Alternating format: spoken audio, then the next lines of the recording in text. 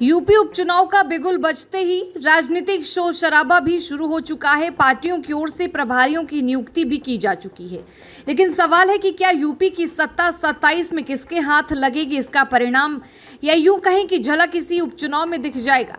अगर लोकसभा की तरह परिणाम रहा तो ये बीजेपी के लिए बुरी खबर होगी, क्योंकि सपा ने रिकॉर्ड तोड़ सीटें हासिल की है और कई सालों के बाद सपा का यूपी में अखिलेश के नेतृत्व में यह सबसे बेहतरीन प्रदर्शन रहा है।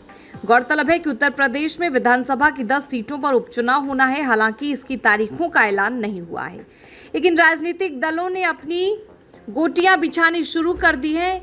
इनमें सवाल सपा कांग्रेस को लेकर भी है कि क्या ये फिर साथ उतरेंगे। सूत्रों की माने तो यूपी के दो लड़कों की जोड़ी इस बार दुश्मनी में बदल सकती है। कहा जा रहा है कि कांग्रेस अब 10 सीटों पर लड़ने को तैयार है, क्योंकि 10 सीटों पर प्रभारी बनाई जा चुकी हैं। गौरतलब है कि अगर गठबंधन होता तो कांग्रेस सपा की बातों पर ही आगे बढ़ती, लेकिन सपा की ओर से प्रभारी अलग और कांग्रेस के प्रभारी अलग है। लेकिन सूत्रों का कहना है कि इस बात से भी इनकार नहीं किया जा सकता है कि अंत समय तक कांग्रेस फिर से सपा से हाथ मिला ले, क्योंकि भले ही सांसदों की संख्या बढ़ी हो, लेकिन बिना अखिलेश कांग्रेस एक कदम भी शायद यूपी में आगे नहीं चल सकती है। प्रदेश में 10 सीटों गाजियाबाद, खैर, कुंदरकी, मीरापुर, करहल, मिल्कीपुर, कटेहरी, सीसामऊ, मलकीपुर और मंझवा में विधानसभा उपचुनाव होने हैं।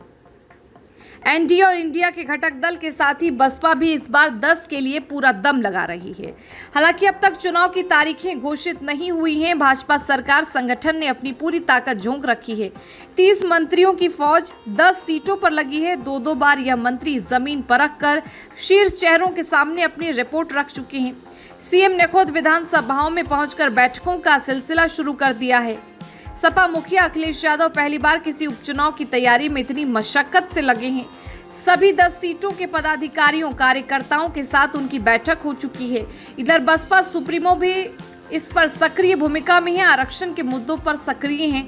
कुल मिलाकर कहा जा सकता है कि ये उपचुनाव ही सेमीफाइनल है।